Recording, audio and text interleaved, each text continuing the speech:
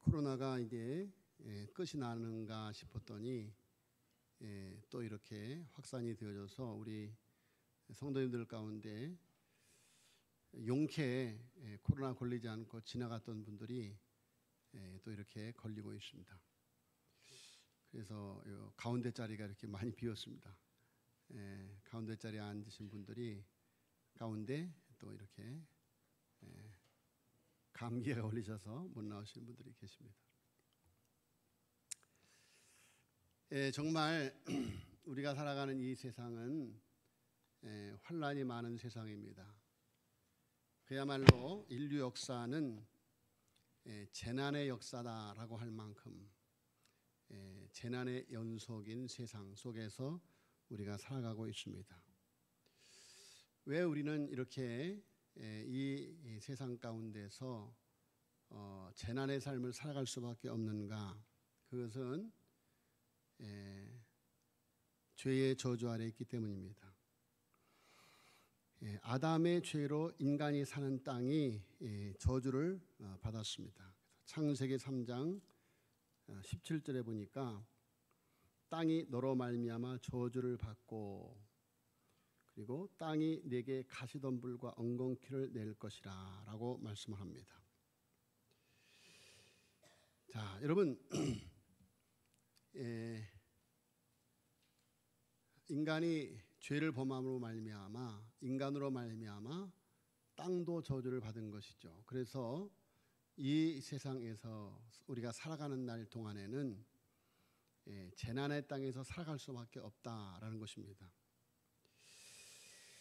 자, 여러분 그러나 하나님은 사랑의 하나님이시기 때문에 인간을 아주 버리지 아니하시고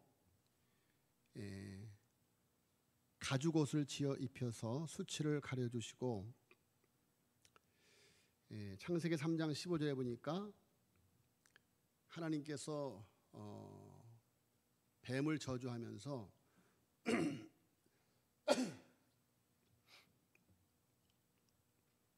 뭐라고 말씀하시냐면 내가 너로 여자와 원수가 되게 하고 그런 말씀이 있습니다. 내가 너로 여자와 원수가 되게 하고. 자, 하나님은 사랑의 하나님은 인간을 아주 버리지 아니하시고 가죽옷을 지어 입혀서 수치를 가려주시고 사탄과 원수가 되어 싸우게 하십니다. 여러분 사탄과 원수가 되어서 싸운다.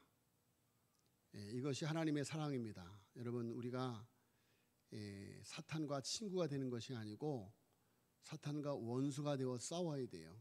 사탄을 대적해야 된다 그런 말이죠. 그리고 결국은 여자의 후손 예수 그리스도를 통해서 구원을 받는 복음을 주신 것입니다.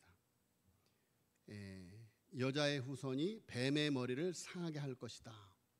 뱀의 머리를 깨어 부술 것이다 그런 말이죠. 예수님께서 십자가에 못 박힘으로 말미암아 뱀의 머리를 깨어 부수셨습니다. 그리고 부활하시고 승리하셨습니다. 여러분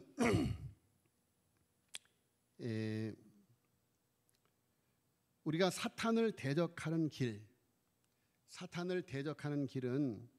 하나님을 가까이 하는 것입니다. 하나님의 긍휼을 입는 것이에요. 하나님의 긍휼의 은혜를 입을 때 재난의 땅에서 구원을 받을 수가 있습니다. 긍휼이라고 하는 말을 사전적 의미로 찾아보니 불쌍하고 가엾게 여겨 도와주는 마음이다 그래요. 하나님이 우리를 불쌍히 여기시고 가볍게 여기셔서 도와주시는 은혜. 여러분 오늘 본 말씀에 노아의 식구들이 방주에서 나와서 첫 번째 한 일이 제단을 쌓고 번제를 드리는 일이었어요. 다시 말씀드리면 노아와 그의 가족들이 1년 10일 동안 방주 속에 있다가 방주에서 나와서 첫 번째 제일 먼저 한 일이 하나님 앞에 예배를 드리는 일이었다. 자, 노아가 하나님 앞에 번제를 드릴 때 하나님께서 그 향기를 받으시고 하나님께서 노아에게, 인류에게 긍휼을 베풀어 주셨어요. 긍휼을 베푸셨어요. 그러니까 노아가 긍휼을 입는 예배를 드렸다, 그런 이야기입니다. 여러분, 오늘 우리가 하나님 앞에 예배를 드리는 이 예배가 하나님의 긍휼을 입는 예배인 것입니다. 하나님의 긍휼의 은혜를 입는 예배예요. 자, 여러분, 우리 마음에는 두 마음이 있어요.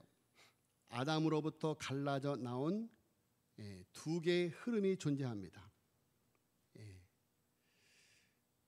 사도 바울이 내 마음에 원하는 바 선, 원치 않은 바 악, 두 마음이 존재한다 한 것처럼 하나는 하나님을 인정하지 않고 살려고 하는 가인의 마음, 가인의 계보를 따라가는 삶이고, 또 하나의 마음은 하나님을 인정하고 살려고 하는 셋의 계보, 아벨의 계보, 셋의 계보, 셋의 마음.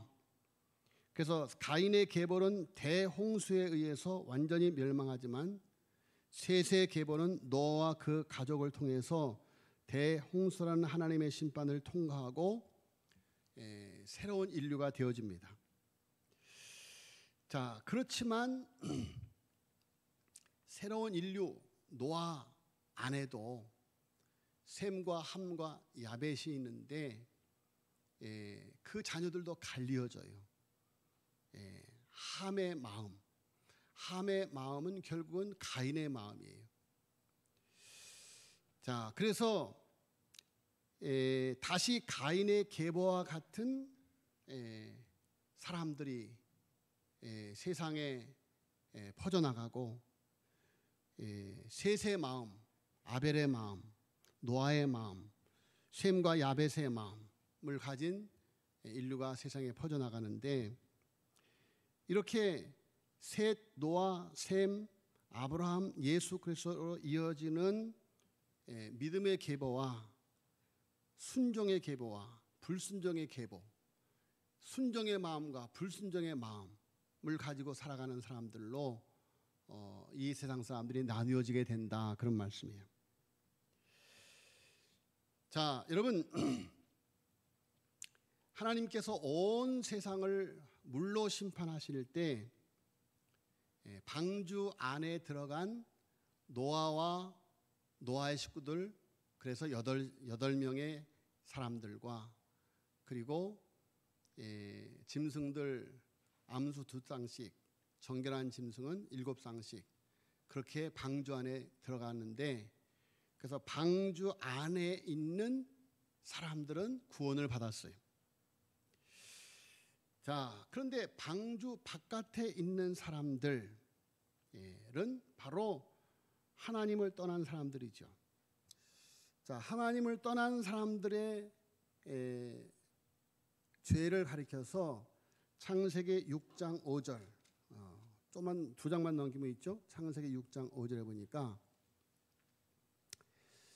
여호와께서 사람의 죄악이 세상에 가득함과 그의 마음으로 생각하는 모든 계획이 항상 악할 뿐임을 보시고, 또 11절로 13절에 보니까 그때 온 땅이 하나님 앞에 부패하여 포악함이 땅에 가득한지라.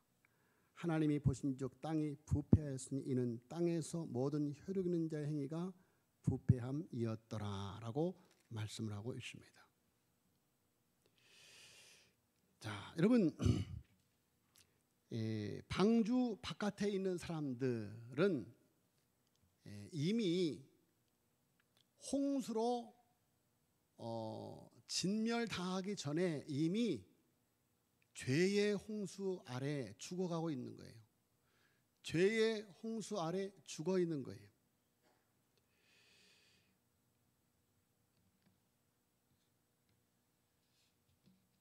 여러분, 그 죄로 인한 심판이 얼마나 무섭습니까?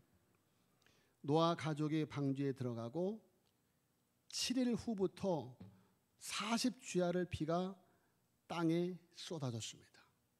40주야.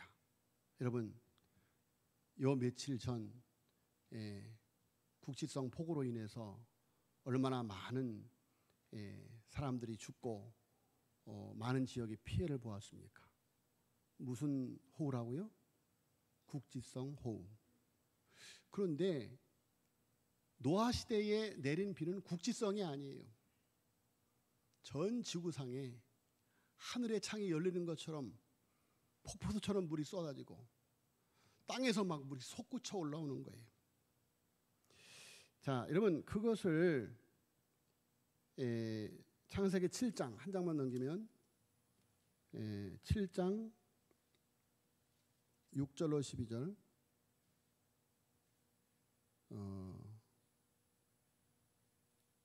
자, 10절부터 보겠어요. 10절. 창세기 7장 10절.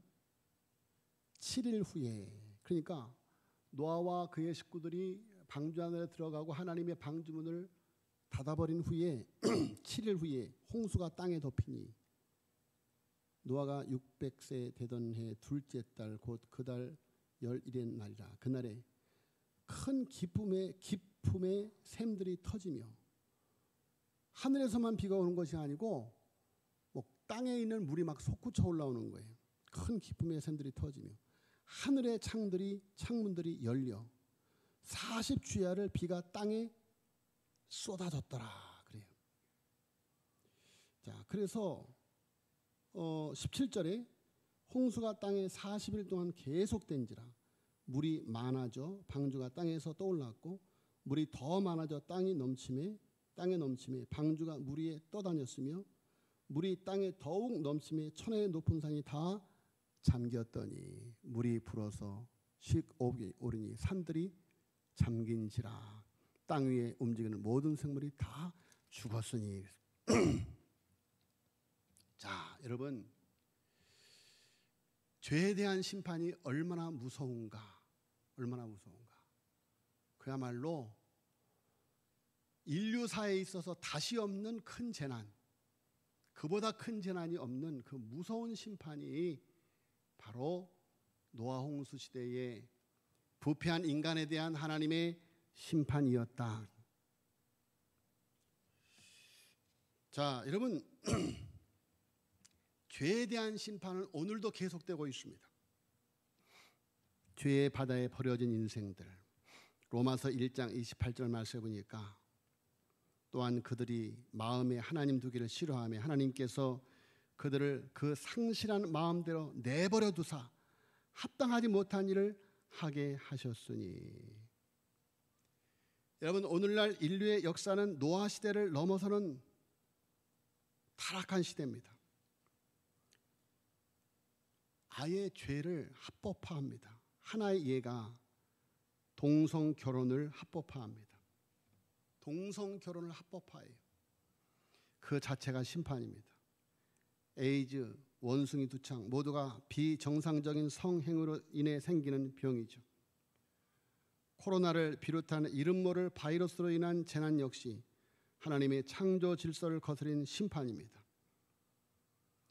여러분, 지금 온 세상에 불어닥치고 있는 이 엄청난 재난 앞에 누가 자유롭습니까?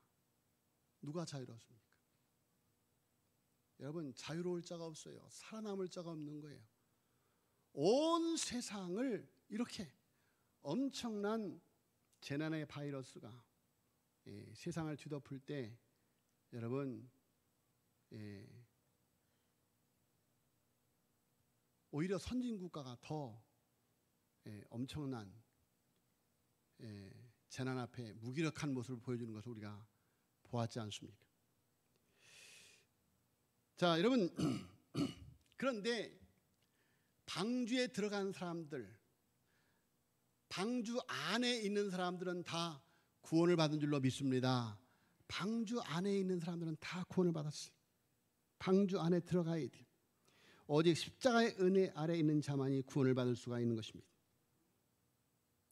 하나님께서는 창조 목적을 벗어난 인류가 더 이상 죄를 짓지 못하게 하기 위해서 그들을 멸하셨지만 약속하신 여자의 후손으로 태어날 거룩한 씨의 보존을 위해서 노아를 택하시고 그로 하여금 방주를 짓도록 구체적으로 지시하셔서 그래서 방주로 들어가라라고 말씀하신 것입니다. 여러분, 방주로 들어가는 자가 사는 줄로 믿습니다. 방주 되시는 교회, 그리스도의 몸. 여러분, 우리는 그리스도 안으로 들어와야 됩니다. 그리스도 안으로 들어와서 그리스도의 지체가 되어질 때, 그리스도 안에서 하나님의 자녀로 살아갈 때, 여러분, 우리는 구원을 받게 되는 것입니다. 자, 여러분, 그런데 방주에 들어간 노아와 그의 식구들이 방주 안에서의 삶이 어떠했을까요? 한번 생각을 해보세요. 야, 구원을 받았다, 살았다. 그런데 방주 안에서의 삶이 어떤 삶이에요? 그야말로 이 세상의 가장 높은 산이 다 뒤덮을 만큼 정말 끝없이 깊은 그 물 위에 떠 있는 배. 어떤 동력도 없고 그야말로 노도 없고 키도 없고 돛도 없는, 그저 물이 흘러가는 대로, 바람이 부는 대로 이리 끌려다니고 저리 끌려다닐 수밖에 없는 배. 물론 하나님께서 보호하시는 배이지만, 그러나 그 안에, 그 좁은 배 안에 수없이 많은 동물과 자그마치 얼마 동안 방주 안에 있었는가 하면 약 370일, 당시의 1년을 신학자들이 오늘날의 365일과 조금 다르게 해석합니다. 그래서 어찌됐든 1년하고 10일 이렇게 보통 말합니다. 1년하고 10일. 그래서 약 370일. 여러분, 370일 동안 방주 안에 있는 거예요. 얼마나 힘들겠어요? 방주 안에서 야, 구원받았다 했는데 370일 동안 방주 안에 있는 삶이 어떻게 했느냐, 그런 말, 어떻게 했느냐. 그래서 성경 말씀을 통해서 보면 노아가 방주에서 나오고 싶어서 까마귀를 내보내고 비둘기를 내보내고 이렇게 하면서 이게 물이 줄었나? 왜? 방주 바깥으로 나가고 싶어서. 자, 여러분, 노아가 방주에서 어떻게 하든지 나오고 싶어 했다는 것은 방주의 삶이 일반적으로 생각하듯이 구원받은 삶이었기 때문에 너무너무 감사하고 좋은 삶이었지만, 실제적으로는 홍수에서 구원받기는 했지만 너무나도 곤고해서 그곳에서 빠져나오고 싶은 삶이었다. 왜 그렇습니까? 아직도 재난의 현장 한가운데 있기 때문입니다. 우리가 예수를 믿고 구원을 받았지만, 그러나 우리는 여전히 재난의 현장 가운데, 재난의 저주받은 땅 가운데서 재난의 삶을 살아가고 있는 거예요. 자, 여러분, 창세기 8장은 우리 그리스도인의 삶을 적나라하게 보여주고 있어요. 하나님 나라의 임의와 아직 사이를 살아가는 그리스도인의 삶. 하나님의 나라가 이미 임하였다. 여러분, 예수 그리스도를 믿는 사람들에게는 하나님의 나라가 이미 임한 줄로 믿습니다. 예수 그리스도를 믿는 사람들은 이미 하나님의 나라가 임하여 하나님의 나라 백성으로 살아가요. 이미 구원받았어요. 방주 안에 있어요. 이미 구원받았어요. 그러나 여러분, 아직도 재난의 현장 가운데 있어요. 아직도 저주받은 땅 가운데서 우리는 살아가고 있는 것입니다. 자, 여러분, 우리가 예수님을 믿고 구원을 받아 구원의 방주인 하나님의 백성의 공동체인 교회에 있기는 하지만, 우리가 살아가는 이 세상에서의 하나님의 백성의 삶은 그리 호락하지가 않습니다. 우리 생각에 모든 것이 확 달라지고 변하고 깔끔하게 멋있는 삶을 기대하지만, 여러분, 하나님은 방주에서 하나님의 백성들을 기다리게 합니다. 하나님의 방식은 오랫동안 기다림을 통해서 우리들을 하나님을 예배하는 존재로 변화시켜 나가는 것입니다. 아브라함의 삶도 마찬가지였습니다. 처음 75세에 하란을 떠나라는 명령과 함께 언약을 맺었지만 그 이후 100세에 이를 때까지 그는 오랫동안 기다려야만 했습니다. 그 오랫동안 기도한 응답으로 하나님이 이삭을 주셨어요. 이삭을 주셨어요. 자, 여러분, 만약에 기다림의 시간 없이 하나님께서 이삭을 주었더라면 아브라함은 모리아산에 내 이삭을 갖다 바치라는 시험에 합격할 수 없었을 것입니다. 오랜 기다림을 통해서 하나님이 이삭을 주었는데 그건 그 긴 기다림의 세월을 통해서 결국 하나님은 이삭을 바치라는 하나님의 말씀에 순종하는 예배하는 존재, 헌신하는 존재로 아브라함을 만들어 가졌다, 그런 말씀이에요. 여러분, 아브라함은 이삭이 전부가 아니라는 것을 압니다. 하나님이 전부라는 것을 알아요. 할렐루야. 여러분, 하나님이 전부예요. 하나님 안에 있을 때 내 존재도 의미가 있고 내 자식의 존재도 의미가 있는 거예요. 그래서 여러분, 아브라함은 자기 아들 이삭을 하나님께 바치는 거예요. 자, 여러분, 노아가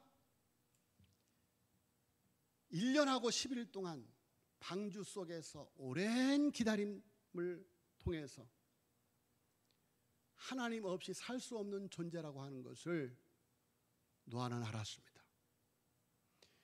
하나님의 죄에 대한 심판이 얼마나 무서운지를 알았어요. 그래서 노아는 나오자마자 하나님과의 교제를 맺기 위해서 번제를, 제단을 쌓고 번제를 드리는 것입니다. 번제를 드리는 것입니다. 하나님 없이는 살 수 없는 존재. 내 안에도 저들처럼 심판받을 수 있는 죄성이 있는 것을 알았기에 노아는 하나님 앞에 번제를 드린 것입니다. 번제를 드린 거예요. 예배를 드린 거예요. 여러분, 번제가 뭐예요? 번제. 죽여서 피를 뽑고 각을 떠서 피를 뿌리고 각을 뜬 살을 태우고 온전히 태워서 드리는 예배예요. 태워서 드리는 예배. 여러분, 아브라함이 자기 아들 이삭을 하나님 앞에 번제로 드리라고 하는 명령 앞에 순종하는 모습을 통해서 아브라함이 25년이라고 하는 긴 기다림의 시간을 통해서 이렇게 예배하는 존재, 헌신하는 존재로 변화가 되어졌다, 그런 말씀이에요. 자, 여러분, 오늘 본 말씀에 보면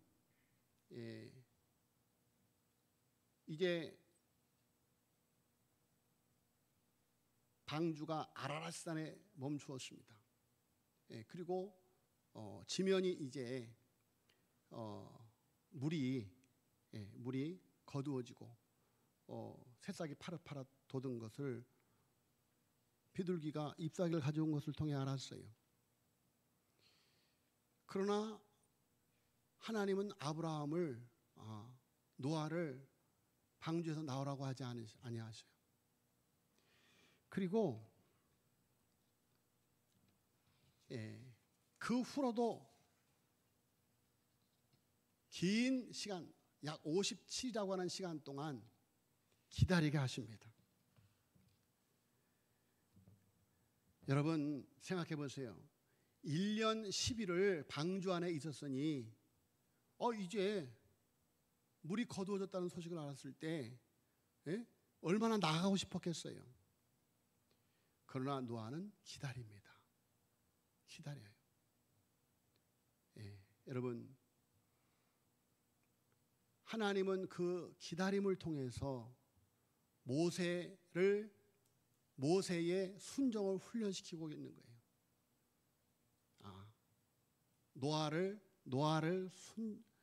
노아의 순종을 훈련시키는 거예요.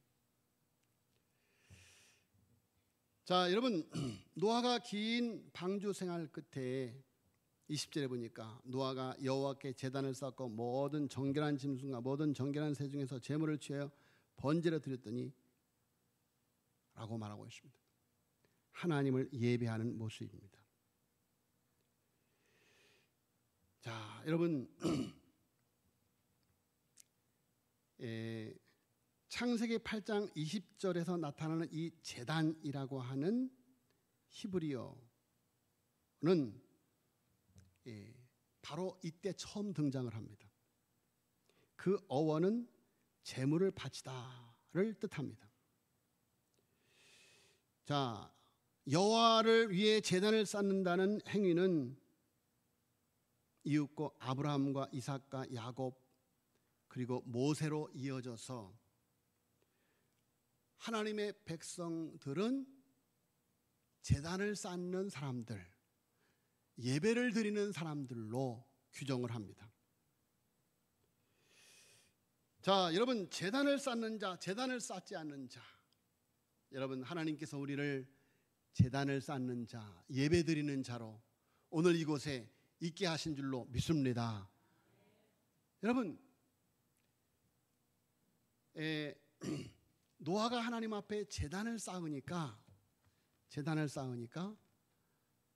보세요. 20절에 노아가 여호와께 제단을 쌓고 모든 정결한 짐승과 모든 정결한 새 중에서 제물을 취하여 번제로 제단에 드렸더니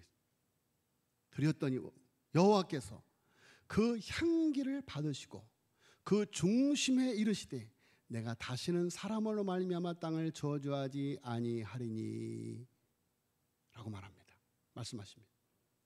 여호와께서 그 향기를 받으시고 자, 여러분, 향기는 피를 태우고 살을 태워서 온전히 드릴 때 향기가 나는 거예요. 자, 여러분, 그 향기가 하나님의 진노의 마음을 누그러뜨린 거예요. 하나님의 마음을 긍휼의 마음으로 바꾼 거예요. 그래서 여호와께서 그 향기를 받으시고 그 중심에 이르시되 내가 다시는 사람으로 말미암아 땅을 저주하지 아니하리라.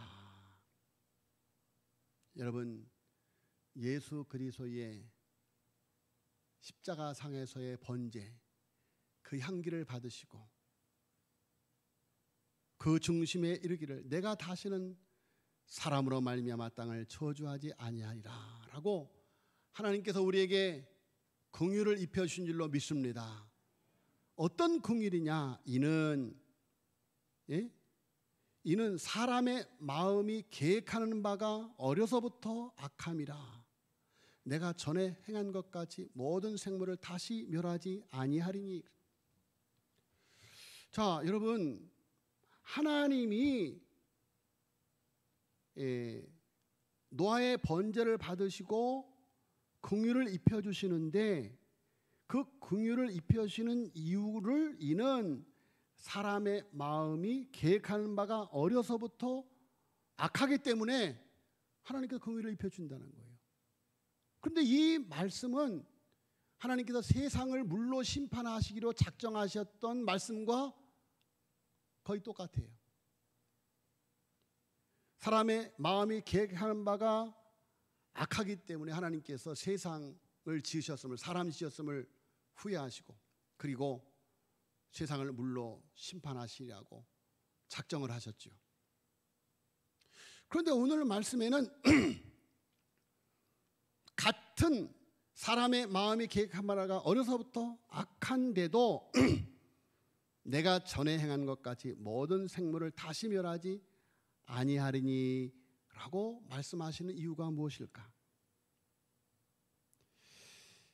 자, 여러분, 인간이 전적으로 부패해서 공의로만 대한다면 살아남을 인간이 없기 때문에 하나님께서 인간의 약함을 하나님이 긍휼히 여기시고, 인간의 약함을 긍휼히 여기시고, 여러분, 하나님은 나의 약함을 긍휼히 여기시고 탕자의 약함을 긍휼히 여기시고 사랑의 품으로 안아주신 줄로 믿습니다. 여러분, 제가 신학을 공부하면서 어떻게 저런 사람이 신학을 할까? 어떻게 저런 사람이 목사일까? 그런데 가만히 보면 그가 하나님의 긍휼을 입을 수 있는 모습이 있더라고요. 예, 하나님의 긍휼을 입을 수 있는 사모함이 있더라고요. 여러분, 우리에게 하나님의 긍휼이 임해야 될 줄로 믿습니다. 여러분, 어떻게 저런 것이 장로야, 저런 것이 권사야?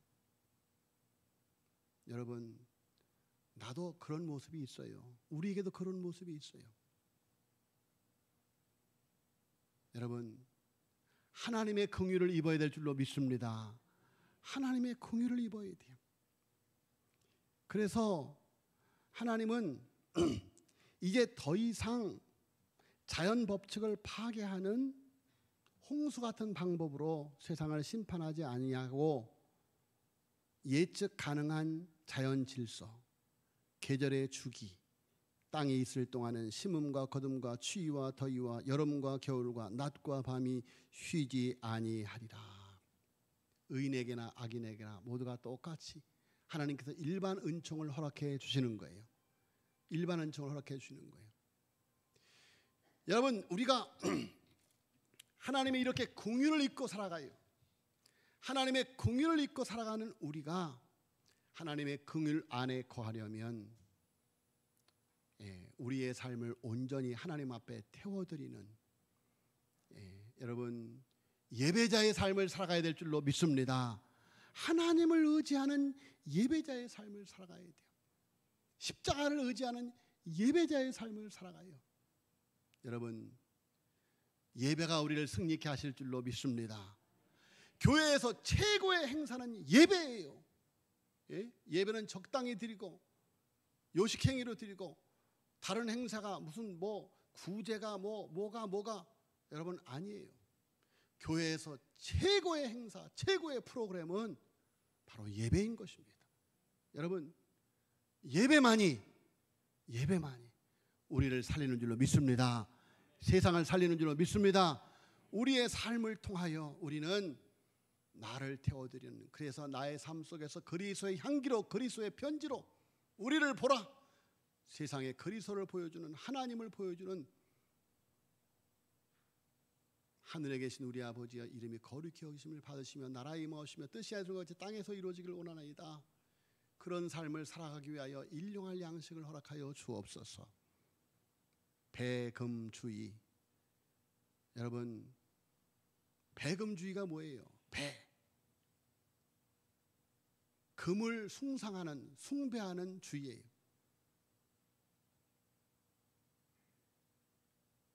배금주의에 젖어 있는 이 세상 속에서 우리는 오직 하나님께 예배하는 삶을 살아야 될 줄로 믿습니다. 하나님께 예배하는 삶, 하나님께 경배하는 삶. 여러분, 그런 삶을 살아가는 이들에게 하나님의 긍휼의 은혜가 임할 줄로 믿습니다. 기도하겠습니다.